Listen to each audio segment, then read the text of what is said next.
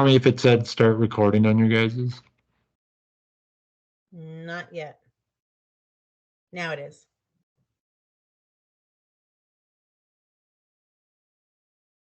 Well, welcome to the NWBA webinar series presented by ABC Medical. Tonight, I have the pleasure of starting things off. My name is Brandon McBain, Director of Membership Services and Programs for the NWBA. Tonight's topic is how to start an NWBA team or program, building a team from the ground up. And we just want to have a few housekeeping in case anyone does join. I'm going to put them in the chat, but make sure you mute yourself. You can ask questions in the chat box. But we will have a recording of this session available and share it out following tonight's discussion. First, I have to thank the sponsor of our webinar series, ABC Medical, a longtime partner for us. ABC Medical serves our members for a comprehensive line of medical supplies. So just want to say thank you to ABC for their support of the NWBA and the NWBA webinar series. Now I have the pleasure to introduce both of our presenters for this evening. First, I would like to introduce you to Lisa Elliston. Lisa, after moving to Mississippi in 2012, she definitely found a passion for adaptive sports and found a need in the state of Mississippi, but for a wheelchair basketball program that was specific to the youth. She found recruiting children in the Jackson area to play on the adult D3 team that was local, but wanting to have a specific team, she started the Mississippi Youth Wheelchair League in 2014. But Lisa also have a comprehensive history in the NWBA, serving in leadership on the Junior Executive Committee since 2017, being first vice president and currently serving as the president of the division. Lisa also has experience in broadcasting and marketing world and professional experience working for a financial advisor. Lisa's son, Jonathan, has played in the NWBA from the prep division all the way up to the intercollegiate division. And our next presenter, Megan Hyman. Megan is a pediatric occupational therapist for over 20 years, working on early intervention, outpatient, and school-based and community environments. She currently serves as the community program manager for Brooks Rehab Institute in Jacksonville, Florida. Megan found a real need to continue to develop programs for Brooks Rehab, find the opportunity to create a wheelchair basketball team for the youth in 2016, but then starting the team in 2019 with the NWBA. And a lot of the individuals that were part of her initial program recently were crowned the varsity invitational champions at the 2022 NWBA Varsity Invitational Championship. So with that, now I have the pleasure of handing it off to Megan and Lisa to kind of share tonight's topic with you. Great. Well, thank you, Brandon. This is Lisa, and we're going to each kind of give our experiences all throughout this webinar of what we've done to try to get teams established. So I'm hoping it's going to help you. We're going to help you learn the components and considerations involved with developing a new team, the strategies to assist with recruitment and fundraising, which is dire to having a program, also ways to establish community partnerships for sustainability, which is even more important because you want your program to last, of course, with sponsorships, your practice locations, marketing, and things like that. Next slide, please, and Megan.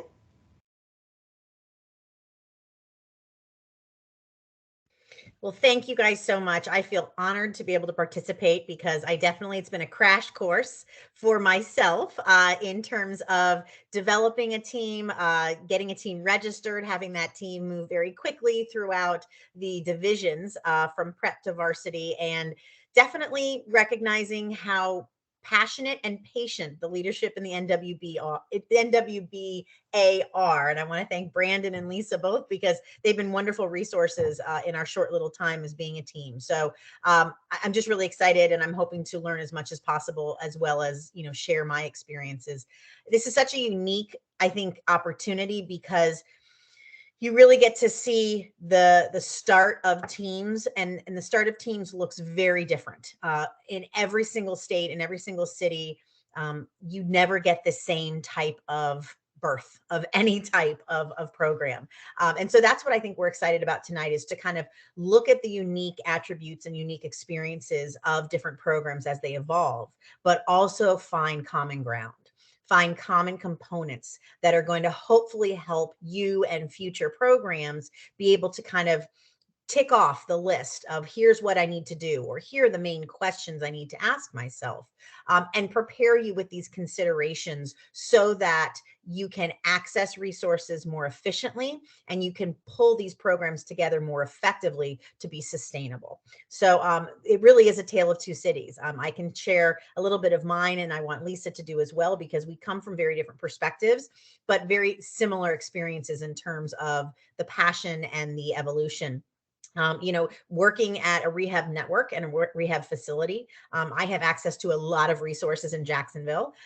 We are a rehabilitation hospital and network. So we have inpatient, outpatient, and community-based programs. And we see children in the inpatient side, outpatient side, and development of our community programs has really been over the past about 10 years. We've been lucky to have a wonderful, nationally renowned adaptive sports and recreation program that started about 17 years ago in Jacksonville. And so that's been a real sort of, you know, path layer for us in terms of having resources right at our fingertips and being able to sort of help, you know, follow in their footsteps and in their learning process. So, you know, we've had Division II, you know, champions in our wheelchair basketball program. So when we had those successes, what we realized is when we started looking at youth adaptive sports, you know, we wanted to provide the same type of experiences and almost the funnel opportunity for our youth going into the adult programs, but also to find something that youth could participate in and potentially follow through with. Having sports and activities that they can, you know, continue with in their collegiate careers as well as post-collegiate is really, really important. It gives them a sense of purpose. It gives them a sense of vision of what they can aspire to be. So when we really started looking at some of those adaptive sports, we were very selective, and basketball was one of the first ones we did start with because we had a model already, but we also knew that that was a scholarship potential for youth.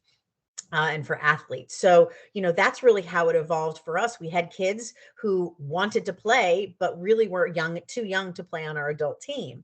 And so it was a small band of children and their families who said, we want to start something. Or we want to join in on what's currently there. So having that model or having something to aspire to allowed us to really create something new, but in a certain model. And so that was really exciting for us because we were able to use a lot of resources, although this was the first youth-based team. So we really had to learn quite a bit still from a youth perspective with families and caregivers and different divisions and such. But that's really how we were able to evolve. And I know that's a very sometimes different experience than many people might have. Equally challenging and equal opportunities. But Lisa, please, I'd love for you to share your experience of how you evolved and how you built your program. Well, that's great. Well, we just wish we would have met somebody like you in the different cities that we played. Our son Jonathan started playing at 9 years old. We were in Nashville, Tennessee, where they had an established program. It wasn't through a rehab hospital. It's Able Youth, which was started by a gentleman himself years before we even joined up. But they had an NWBA wheelchair basketball team for youth. And so that was our introduction to that. Then my husband got transferred from Nashville to Jackson, Mississippi when Jonathan was 12. Well, obviously, he'd been playing since he was 8 or 9 years old and really wanted to continue playing. And being at that special age of being a preteen, he needed something. And of course, we had no friends there. We just were just starting from scratch. Before the move, we looked into what would be the closest NWBA junior team. And unfortunately, it was Lakeshore, which is wonderful, but Lakeshore was a 5-hour one-way drive for us. So that was kind of out of the picture. At one time, there was a juniors team up in Memphis area, but it must have disbanded. And of course, Brandon later found out that no, they just hadn't been around anymore. So the option was, do I try to take him to Lakeshore, which of course he would never be able to start because we couldn't get there on their practice times because their practice times were during the week. We could get there to this weekend practice, but not during the week. So we got there, we got to Jackson in the spring, and I reached out to an adult D3 team who had their own nonprofit locally, and we at least went out and practiced with them, or Jonathan did, and talked to them about, did they ever try to do a youth team? And they said, oh yeah, we tried it, but it didn't work. We couldn't get any kids. And I said, well, do you even have one? So they had an opportunity for me to at least get one other phone call to somebody. In the meantime, I went back to my marketing, and that is, let's boots on the ground. Let's make a flyer and let me put it up at the Children's Hospital. Let me put it up to some PT organizations, some offices and things like that. And sure enough, from one of those came one other child out of the blue, because we had a basketball fun day that we set up at a local gym. We invited the press because we thought the way we marketed it was children with physical disabilities have an opportunity to have college scholarships. Well, that was enough to get the sports guys and local television to come out for that fun day. Now, we didn't probably have that many kids that were there, but the ones that we did, we got them. And then from them being on television, the phone rang a couple of times and we got some more. But by September, we had 5 children. 5, that was it. And how many do you need to start? 5. So we went ahead and, of course, the adult team let us borrow their chairs, which aren't going to fit our kids. But they were very gracious, and we were gracious to even have an opportunity to have sports chairs to be able to do that. So we fundraised and start, which we can go in later because I know that's going to be coming up, but did that, and we were at least able to start. And hence, after December, I figured out how to do a 501c3 ourselves, and we founded the Mississippi Youth Wheelchair League Incorporated and in 2014, and they keep going on. Now we've got a prep team, varsity team, and now we're starting to have an adult team too there. So it's a whole different experience, right, Megan? Absolutely. And I think that's the amazing part about it. And by the way, just fantastic rivals that we have become just through our own competitive play. So again, very, very honored and whatnot. But I think that's where you're going to see is you're going to find a lot of common ground in every program. And so that's what we're really hoping to blend and weave together with this presentation, is really try to help you, highlight what are the most important components to at least be aware of, and that you will have to address at some point in time in order to be a successful program. So can we go next slide, right, Brandon? So, of course, with any new opportunity, there usually comes many more questions before there becomes answers. And that's always the greatest place to start. So I always say, make sure you have many, many questions, because the questions will help lead you to the next step and the next step and the next step. So, for depending on, Lisa's scenario or mine, you have to say, are you an individual who's looking, who has an individual who's motivated to play? Are you part of an organization?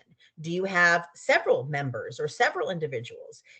What would you discern yourself as? Are you affiliated with an organization that you think you could leverage? Or are you just independent players and independent families who are really motivated to play?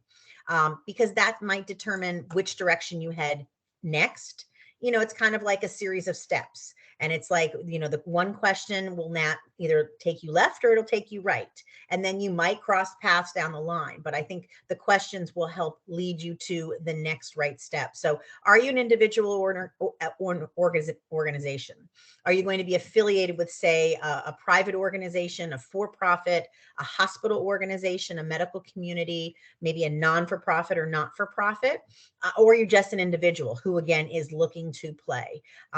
Those are all the important questions that we want to ask first, because it could lend you to, do you reach out? Who do you reach out to? Do you reach out to your local NWBA team? Do you go on the website and find your closest team? Or are you trying to really work from a corporation perspective to where you really have to start putting together now more of a business model or business plan to be able to start a team? That goes to, where is the closest NWBA team? And luckily I had one in my backyard, which was our adult program. But when we started, there were no juniors teams registered in the state of Florida. So there really wasn't like, okay, if we're going to do this, we're not going to have anybody in our own state. So we really wanted to be able to champion that and say, yes, we wanted to do that because we do have a big state and we thought that would be a wonderful recruitment opportunity. Obviously, Lisa, you came from a state that had a program and you went to a place that had no program.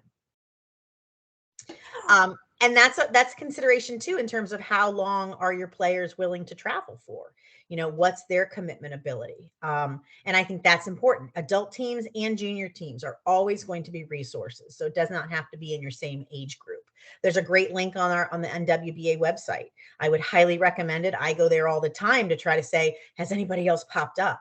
Or who's new this season? So it's find a team. And so you can look by state and by region as to what types of teams are out there and what divisions. Asking or, inquiring about where your players are from. Are they really local to, within a 20-mile vicinity? Are you looking 50-mile, radius? Are you looking 100-mile radius? And then again, asking how far are your players willing to travel? And then what are your referral sources? And I think we're going to get into this a lot more with the recruitment topic later on, but referral sources are huge. Most of us who are working in this type of role or position, we're usually a lone wolf, or we might have one other person working alongside us. So you can't be a one-man show and really do it all. So you're really going to have to be strategic in thinking about who are going to be the people that I'm going to connect with that are going to help facilitate those referrals, who are going to know that I'm doing this and can use their web of resources and contacts to be able to help pool. Where are those referral sources going to be? Are those going to be educational through teachers and schools? Are they going to be through youth groups and nonprofits? Are they going to be at a hospital environment or a rehab environment? Where are those referral sources? Because that's going to be key in making sure you can have a sustainable program. You want to make sure people know that your program exists so that therefore they can refer. So I think that's really critical as well, as just determining the closest, complex medical setting, the closest school that might have an ESC or a physically disabled program or school, really looking at who is your population and where and in what capacity are they served around you. Next slide. I had a quick one, Megan, I put it in the chat. Just it was on the just broadly, if you or Lisa want to speak on, there's probably some challenges and benefits to how you make up your organization, if it's a nonprofit versus associated with a hospital, or if it's a bunch of really active parents or adults. So that's a great question. I think we are going to touch on that in terms of how that leadership is developed. Some of that leadership is, can be developed before the funding sources, and some of that might need to be, sort of considered after the fact. Lisa, I'll pass this to you, but I will just say, initially speaking, we were driven by the families who were interested and the players who wanted to play. And so that became very, very informal at first. And it became, how do we get these kids together? Really, what does that look like? We had an existing program that was an adaptive sports and recreation program for youth. So basketball was one component of that. But I think determining what level you want to form your team at, and what's your intention to forming it. Is it purely for recreation at first? Because then that structure might be very informal. That leadership might be much more less formal in terms of the registration and the funding and whatnot. I think as it evolves, and if you want to actually register and become an NWBA registered team, then you will need some more formal leadership, because there will be different funding demands. So Lisa, do you have any thoughts? Well, yeah, the challenges, I think, not being part of the hospital is it's all on you. So you've got to figure out, what are you going to do? If you want to be able to, which we found out in Mississippi, if you're just by yourself, find out from your Secretary of State what the rules are for being a charity. Then go find you an attorney that can make sure you get an EIN number for your 501c3 if you're going to be a nonprofit. And that's probably it's the biggest and best expense that you'll probably ever do, is just finding a local attorney. There are bylaws that he has to have, the attorney, along with that. And if you need help with that, do what I did. I reached out to someone who did it before me, and that was Mike Godsey. He started the Charlotte program. So I really just contacted him and just say, I don't know anything about writing bylaws because I'm just a mom. How can you help me? And he was tremendous, but I was willing to do the work. So if you're willing to do the work, it is very beneficial to having a 501c3, because then you can raise as much money, you can get grants, which we'll talk about later. Your funding is just going to be a lot easier than just being a group of families, which is fine. If this is what you want to do, just a group of families of just getting some local sponsors, and maybe that'll get you through the first year. And that's how we had to start, because we were under the adult team. But they weren't going to give us any money. We had to raise all the money ourselves that first season. But after the first season, you're pretty burned out. So becoming a nonprofit was very beneficial, because then we could start getting grant money, which of course helps a lot. And local charities and other nonprofits that are in the state were able to help give us money too. So it's a different thing. Like Megan said, what route are you going to go? So sit and figure out, what do you want to do? Do you want to just be basketball, or do you want to try to expand later? You will get more funding if you will expand later on doing something else, but start with your basketball, which is great. But my challenge in Mississippi, which I'm sure a lot of these things, they'd never seen wheelchair basketball before, ever. And so that was a real difficult to overcome. So when we wanted to use a practice gym, they were more worried about the chairs might mess up the floor. They didn't understand it's the same thing as a tennis shoe.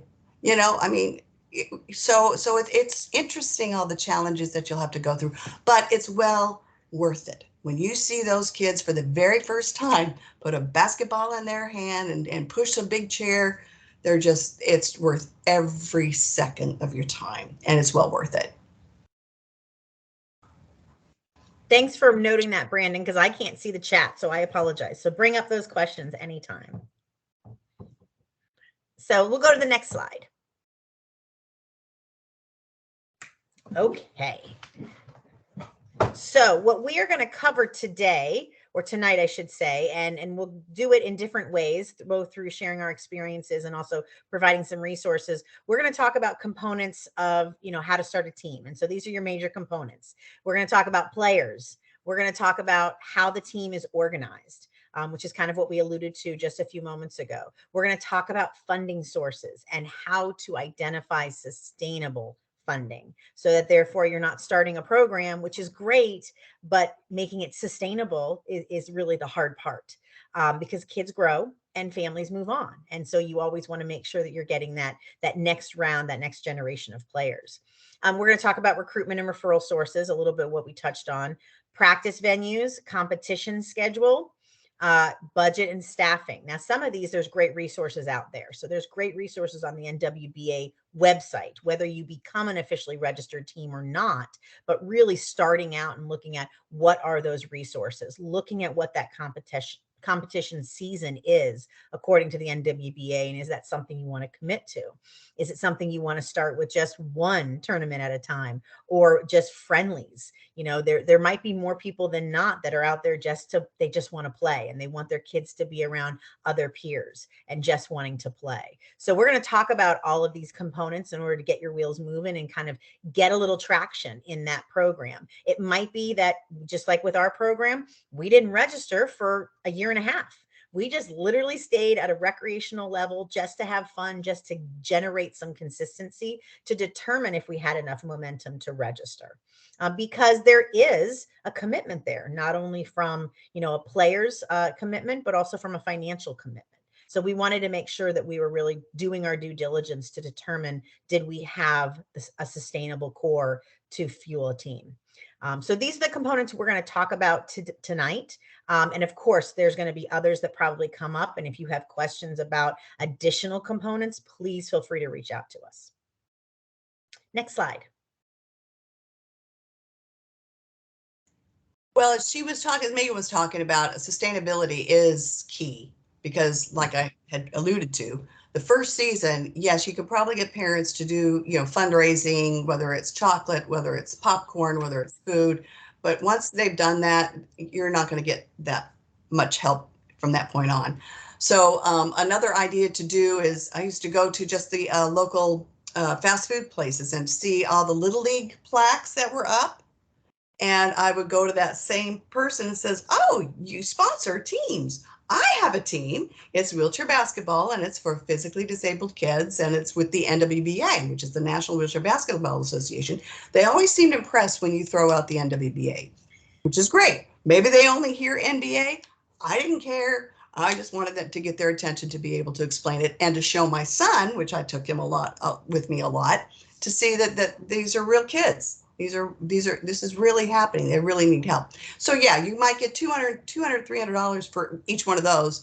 But the first year we ended up raising $20,000 by just doing little sponsorships. Granted, we were burned out, but so the sustainable part for a nonprofit, at least, is going to be your grants. And you don't have to be a professional grant writer to do this. I reached out to the Craig H. Nielsen Foundation the very first year and said, I want to apply, but I don't know how to do that. And at the time, the woman that was in charge, Jane Otto, had said, "Lisa, you just write it from your heart." And we also went ahead and did the Christopher Reeve Foundation. Now, they're very particular on what their wording on when you apply for their grant. So I would behoove you to go to their site and print out what they expect and how to term your language in your grant. For that grant. Now, these grants are I think they've only got one season. I think Nielsen only has one part of the season to be able to do it once a year. So you have to think a year ahead. And Christopher Reeve, I think, now has a couple of more. It used to only just be once a year, but I think they do more than twice a year now. That's where you're going to get, and then you have to decide too with your program. Are you going to pay for the entire family to go, or the player to go, or is that going to be the responsibility of the families? Make that decision before you start. With our 501c3 being in Mississippi, the poorest state in the union, we knew that we were going to have to pay for everything for one parent and child, on travel, food, gas. If they're coming to practice and they are an hour and a half away, we're going to take care of their food and their gas to get them there and get them home. That was just what we personally knew was going to work for our program. So to be able to get that, you have to sit there and do the math. How much is gas? How many miles is it? Approximately how many miles per gallon are you going to take to get to that vehicle? Just approximate, but you have to be very, very efficient in writing that down. Even when you do tournaments, you're going to have to do it that way. How many cars are going to go? How many, what's that going to cost? And if you can be very upfront and honest and transparent on what you're looking for, you will most likely get these grants. But they are sustainable. They're at least every year we get enough that we can go the whole year. So you're going to have a budget, which I'm sure Megan probably can talk a lot more about budgeting if you want to on that, because you probably have to do it. Yes, ma'am. Well, and I think the interesting thing is kind of not becoming overwhelmed by it, because if you go into a program and say, oh my gosh, I have to start figuring out funding from the very get-go. That can be overwhelming. And I think, Lisa, you said it great, where it was just like, we just wanted to get kids out there, whatever equipment they can use that's there. You don't have to start out with everything from the get-go. It is literally building one piece at a time. Now we can look back 3 years, 5 years, 10 years and say, this is how it happened. But by no means did we necessarily always know the next step or the next step that our feet had to take. We just had to figure it out along the way. So I think when we're talking about funding, we're trying to show you that there is, a lot that goes into it. There's a lot of planning that goes into it. But as you start to get your families and your children together, your players together, you're going to start to see some cohesiveness and how you can structure it for your team. The team is very different. The makeup can be very different, and just in the location that you are situated in. So Mississippi and Jacksonville can be very different in terms of, the rural versus the urban, or the size of the town, or the resources that are around there. So you really have to look at, what is that team composition going to look like for your area? What are funding needs in your area that you are already aware of? How do your families and your community do fundraising, and how can they sustain for youth sports right now? And so when you look at just general youth sports in your area, you can glean quite a bit as to expectations that you might be able to make for, say, a wheelchair basketball team versus a baseball team versus a football team versus a lacrosse team. So I think that's important to really not get overwhelmed by the funding, but recognizing, as you're starting to create something, you want to create something that is going to be long lasting. That's what all of us want. Exactly. And something else too, I know a lot of folks say, well, what about chairs? That kids have to have sports chairs. Well, no, they don't. I would highly recommend that you reach out to Mike Woodard. Especially if your kids, or if you're starting a prep team, they will, there's things that they have to take off of their day chair, but they can play in their day chair. If that's the only way that you guys can get things started, it's okay. Just make sure that I really highly, highly, highly push this, especially since it's now. Fill out the CAF grant. That's a Challenge Athletes Foundation. It's for an individual, and they will get them their chair, and you can get that, but you have to apply before November 1st of this year. And that's the cutoff date. And then you'll probably get the answer in the spring, and then you'll get the chair by the summer. So then the next season, now all of your kids can have sports chairs. Mhm. So you have to think ahead, but you can get it done. You can play. Absolutely. And I think whether you're part of a medical community or a rehab network or a hospital or not, if you have players who are interested, they are already connected with their medical professionals. So even if it's a matter of saying, who do you go to for your everyday wheelchair needs? Find out if those wheelchair individuals or professionals have connections with durable medical equipment vendors, because we got a lot of our sport chairs on loan for about 3 to 4 months from a durable medical equipment company that had older chairs. They're not fit for necessarily each individual player, but it was a loaner system, and it was a way to get us started. And so if you have players who already are either in therapy or have medical, specialists who follow them, I would encourage them to connect with those providers and say, hey, do you know where I could get a used sport chair? Or do you know where, would anybody have one to loan? And oftentimes, if you have cities that have disability services or city government offices for disability, you might have actually loaner programs that you didn't even know about. Or you might have, organizations that actually can obtain some of that information or some of that equipment. So just because you don't have it yourself doesn't mean that there aren't resources in the community that you can encourage your players and families to connect with. Because again, it's temporary. It's a way to start and then start to buy yourself some time to apply for those grants. Buy yourself some time to fundraise. Buy yourself some time to raise awareness in the community so that people want to raise money for you. Because there's plenty of charitable organizations in every city and town in the state, in the country. So it's just a matter of building that awareness so you can plug in. So know that this is not, doesn't have to be overwhelming. Start with your equipment. Start figuring out where you're going to be practicing. And then as you start to build, you'll know, are we going to be able, and when are we ready to actually register a team to play on a competitive level? And I think those are the building blocks that you really need to consider, because not everybody is going to say, yeah, I got 8 players and I'm ready to register. I think there are those that are few and far between, and I think that's fantastic. Or they're sort of, spin-offs of other programs, which is great. But definitely knowing that funding is a vital part of any program to be sustainable, but there are many, many different resources that can support the funding depending on where you are and who you're affiliated with. And Google. I mean, I had to Google all over the place to try to find, because apparently Mississippi has something that I didn't know after we went from Mississippi to Dallas, Texas, and Jonathan played on the Dallas team. Texas didn't have this same resources that we had in Mississippi. There's the Department of Rehabilitation Services that actually gives, it's a grant that they repay you. It's one of those types of grants where you spend the money and then they will pay you back for it. A reimbursement grant is what it's called. Now that's nothing that's going to be sustainable, because obviously you're going to want your money to get you through that. But to be able to use that has been very advantageous, and it's something, to look into. But in Texas, they have the Speedway Charity, which is wonderful, but you've got to be involved. Somebody has to constantly talk to them every year to try to be in their face so you can get a portion of that Speedway charity money. So Google, or call. Somebody will be able to lead you someplace for some kind of funding for whatever you're doing. If you're a 501c3 or you're just some parents, that's okay too. Just know the rules. Go to your Secretary of State, know the rules. Next slide. Yeah.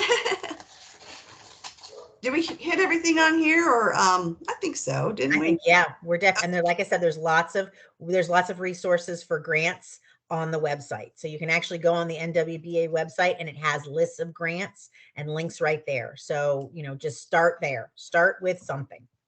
Fabulous. Okay, the next slide, please, is the next thing that's always huge with everyone, and that is Brandon. He probably fell asleep on us. It's recruitment. So there it is. Thank you. Recruitment. When you're not connected as Megan is, it's tough. I mean, you try to think of everything you can. So like there's the Spina Bifida Association. See if there's a local office in your city or your state. Look for MDA. Look for cerebral palsy. Looking for all these. See if they've got a local office. That's a great way to put a flyer up if you're going to have a basketball fun day to try to recruit some kids at your practice facility. Put it up, have them put it up. I used to put things up in the library. There's always a community board that you can put things up for, just to have it where you're not out all the time.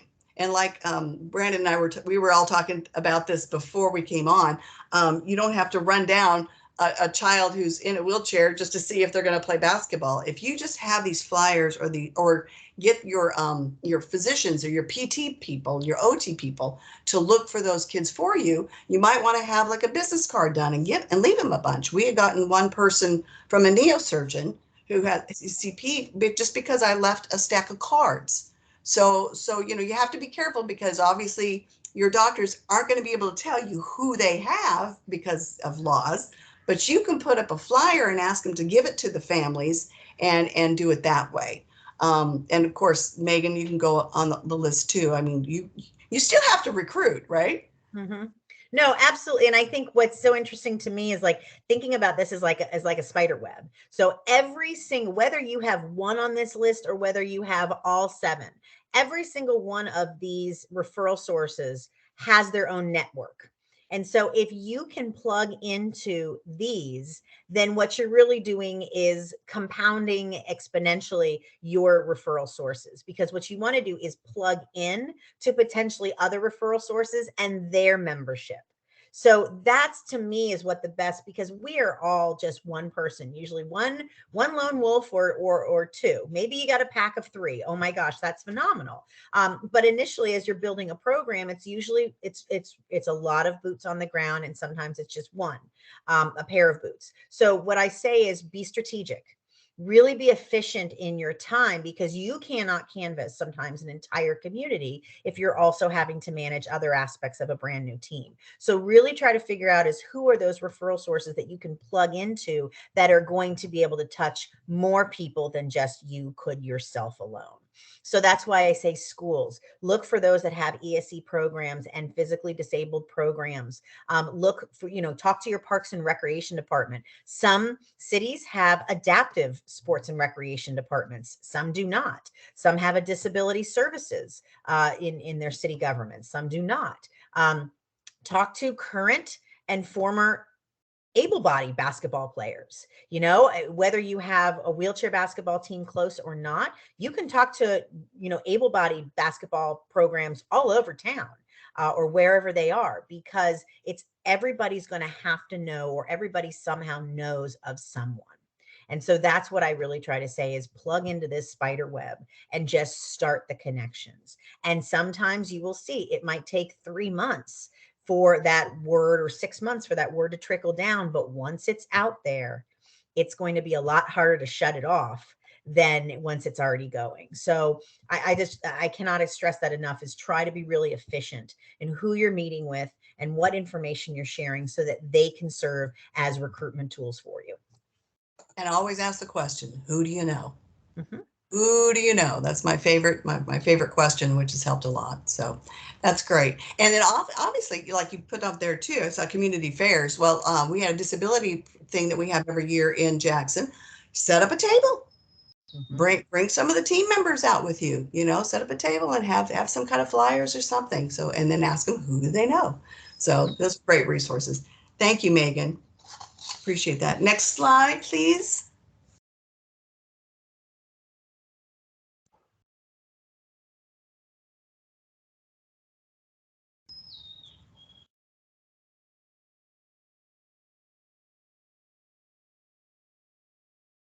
Budget. I think, Megan, is this one you? Yes, Yeah. it's slow to Yeah. upload, so I'm just trying to wait for it. Oh, sorry Okay. about that, guys. Sorry about that. It's not upload. It's not changing on mine, so that's why I was like, oops. Oh, Uh-oh. There it is. Sorry. Delayed reaction on the East Coast here. So sorry about that. So when we're really trying to design a budget, and this kind of speaks to, whether you're a grassroots effort, this is kind of how you can think. And the more you think on a very large scale and you really start to, itemize and take notes on all of this, the better prepared you will be. So when developing a budget for a team, and we're talking about a team that is going to be, registered with the National Wheelchair Basketball Association, there will be costs that you can almost anticipate and expect every year. And those costs, usually, the good news is they can be pretty predictable. Once you go through it once, you can start to anticipate and budget for that every year.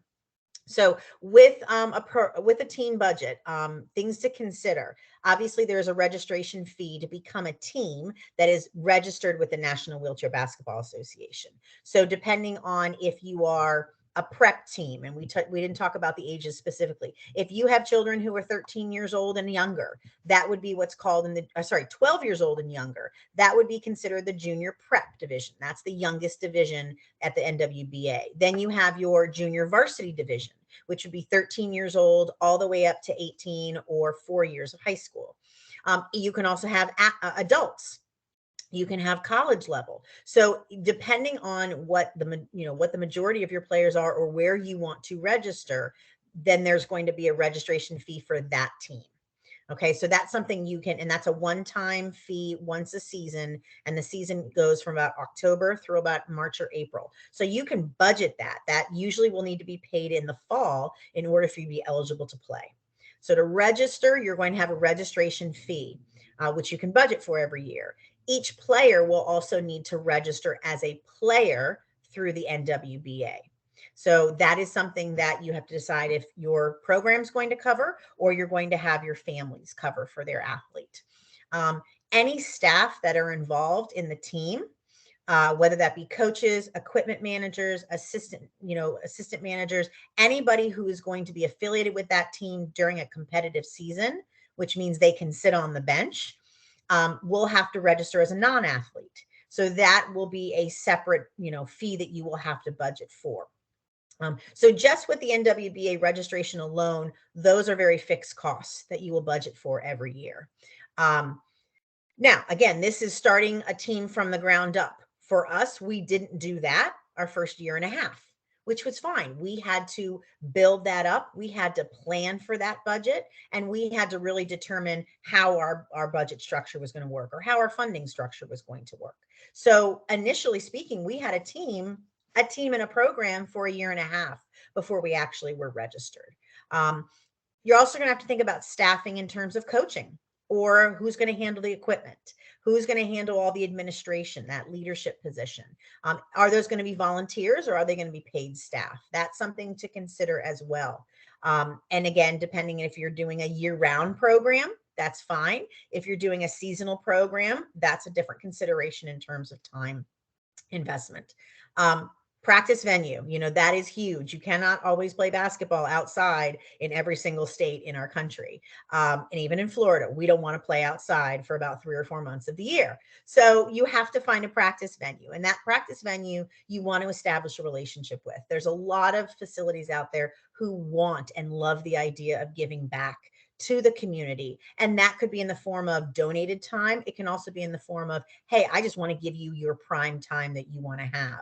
Or I know that this is really important. And, they're in the why. They understand the why of what you're doing. And I think that's really important when establishing relationships to support your program. So a practice venue, a gym is going to be important. Some gyms, as Lisa said, might be hesitant about, I don't want my gyms to be scuffed up. So there is some education involved. Tennis balls are great if there's any scuffs on floors. Also, just considering, when we've had experience of basketball courts where some of them are more engineered versus some that are hardwood. And that's also just something to be aware of in terms of what experience you're giving your athletes in terms of their training. Supplies, and these are just general supplies that would be for almost any team. You've got balls and cones and pennies and whistles and scoreboards and first aid kits. Be prepared with those. Repairs and maintenance. So yes, just like any equipment, you're going to need to maintain them. And depending on how rough and tough your players are and where they're practicing, if they're practicing on the asphalt or the concrete, that can wear down tires, a little bit more a little faster, but you're going to have to plan for that maintenance. So the tires will need to be sort of inspected on a regular basis. Probably at least once a season, you'll want to make sure what needs to be refreshed. A tube can always get popped, so that's something you need to always have on hand, is not only knowing how to change a tube, but having tubes available. And then if you do become a registered program, or if you are wanting to travel to compete against other programs, whether in your state or outside, you're going to have to plan for travel and lodging. And then that depends on, how you do that or who is responsible for that. It really depends on your funding structure. But you will have to plan for travel and lodging, whether it's for your staff, your players, their families. So those are all things that really go into a budget that, if you look at over a 12-month period, you can start to anticipate what funds need to be covered when. Our budget season is a calendar year, so January to December. Well, NWBA season is kind of over 2 years. So we start in the fall and we go to the spring. So, but that's always something we have to factor in, because we might paying for a tournament in the spring, but we also have to realize that we have to pay for NWBA fees next fall. So it really is important, just depending on what your budget season is, if you're part of an organization, or how you are bringing in those funds, what that cycle is. Anything, Lisa, you want to add to that? Yes, if you don't mind, just to let you know again, if you're a 501c3 nonprofit, you can put some of this into your grants, for especially the Nielsen grant. The Nielsen grant will pay for travel and lodging. The Christopher Reeve grant won't, but Christopher Reeve grant will pay for your repairs, maintenance, equipment. So those are some things to think about, that you can do. But again, you've got to think a year ahead of time, because the Nielsen grant is only, I think you start doing it in January, and then you get funded in October, which will be great for next season. Mhm. So you just have to think of that in hand. So that was it. Thank you for letting me. No, and I think that's great because it actually that's where the commonalities are really there because no matter if you're part of an organization or not, you have to have a budget if you're going to be applying for a grant. So whether you are, a nonprofit, a 501c, or 501c, Three. uh, 503B, you can be whatever. But you have to have that budget. So whether you are submitting a budget for approval, say for my organization, or whether you're having a budget that is going to need to be submitted for grants, which we still do grants as well, you have to have that budget on which to base your narrative off of. So this is really important to, if you are a new program or you want to start a program, start itemizing and listing all of your expenses now, even before you actually start planning for a budget. Start really recognizing how much is it costing me to print all of these flyers every month, or how much time is it taking me, or how much time is it taking my coaches, or what are the costs of balls these days, because molten balls sometimes aren't very inexpensive.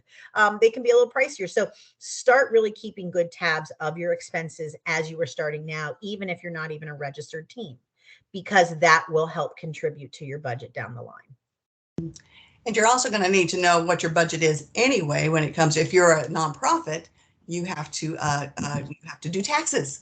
So you're going to have to know what you're bringing in from these nonprofits to know where you're going to be with taxes. So that's not that complicated. I don't want to scare people who might want to start their own team and their own nonprofit. It's not that scary.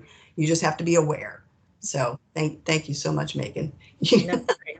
Thank you. All right, next slide. Let's see if it pops up quicker for me. Okay.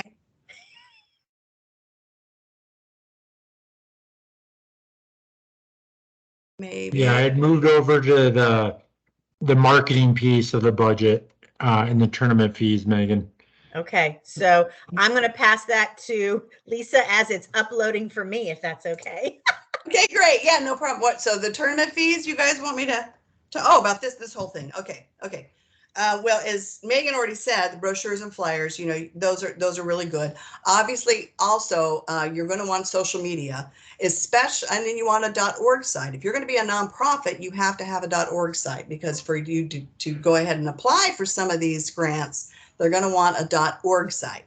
So GoDaddy.com it can be expensive. You don't have to do the expensive portion of it, but they have templates to be able to create a website that looks sharp. And here's another thing too. We were talking about practice venues. Well, our practice venue is an in-kind sponsorship, which is great. So we don't have to pay anything for our gym time. But what we make sure we do is put them on. If we have a banner that we make, they're going to be pretty big because they're our in-kind sponsor, and they're going to be on our social media. So that's really very helpful too. Facebook is great. Make sure you register Facebook correctly. If you do it as a nonprofit, then you can add the donate button, and then money that is donated to you gets to your program about a month and a half later, and they don't take out fees. So that's really nice. Tournament fees, I think we kind of covered that pretty much, and the travel costs, I think we went over that too. But again, just be aware that if I had to guess, and this is purely guessing on my part now, because it's been a few years since I've done the very, very first grant in 2014. But for 5 families for one tournament, it's according to where it is, can be anywhere between $5,000 and about $8,000. Is that probably, Megan, would you guesstimate that, or would you put it a little lower? Is that including travel? Yes, that's including, like I said, on our nonprofit, we pay for everything. So that's gas, and that's food, and that's travel. And so what was the amount there? You said how many tournaments? 5 to 8 for 5 families. For 5 families. Yeah, I would probably say for us it's a little bit higher. It's a little bit, I don't know. Well, we were also traveling probably with 7 to 8. So that's why we have a few more families, but we're usually looking per tournament. Yeah, we're usually looking at a couple of $1,000s per tournament. And if you're doing a grant, try to make it a little bit higher. Maybe say 7 to 8 families, because if something changes, like when COVID hit and we couldn't go to the tournaments, or we couldn't go to nationals, which we had a big bunch of grant money sitting there for nationals, we were able to call them and say, can we use that for something else? And of course, they're always willing to work with you on that. So just because you've got it in writing and you are supposed to use it for what you use it for, but if something were to come up, you can of course call and get that used for something else your program might need. So, okay. So the next thing. Megan and Lisa, real quick, I got a question that maybe you could address. Talking about developing an annual budget, which of these, looking back on these, are more variable expenses from year to year, and which ones are pretty much set in stone? Or do you guys, someone that's new to developing a budget for a broader group like this, maybe outside of just their personal budget, it might be a little bit intimidating. But I think you kind of hit on this a little bit earlier, Megan, but maybe you guys want to touch on variable cost, set cost from year to year. Absolutely. Well, I think the variable cost says, how much can I wiggle? How much wiggle room do I have every year? Where can I reduce or where can I spend more? And I definitely get that. I will say, and this is, again, we want to support teams to register and to be part of the National Wheelchair Basketball Association, because it is a wonderful community. And, it just, the experience that kids get when they are in a tournament full of hundreds of their peers who are all very similar to them, where they're all of a sudden not the minority, is what we want. And so, but again, that can take time.